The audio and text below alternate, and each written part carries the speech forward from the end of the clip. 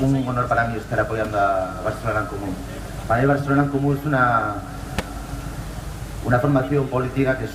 un ejemplo porque sabe estar al servicio de la gente, porque sabe estar al servicio de los movimientos sociales y no pretende tutelarlos, porque es perfectamente consciente de que los partidos políticos son una herramienta en el camino a la revolución democrática que todos esperamos y que también se tienen que sustentar en la autoorganización ciudadana, en los movimientos sociales y en definitiva en la gente de abajo. Porque para mí Ada Colau, igual que para muchos y muchos, es un ejemplo desde hace muchos años de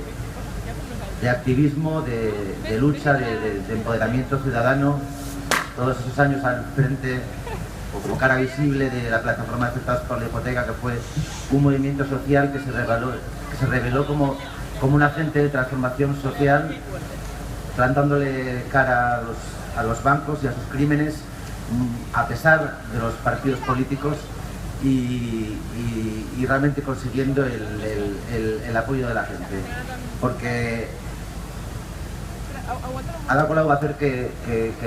muchas y muchos que el 25 probablemente nos queramos mudar a Barcelona. Yo, si no fuera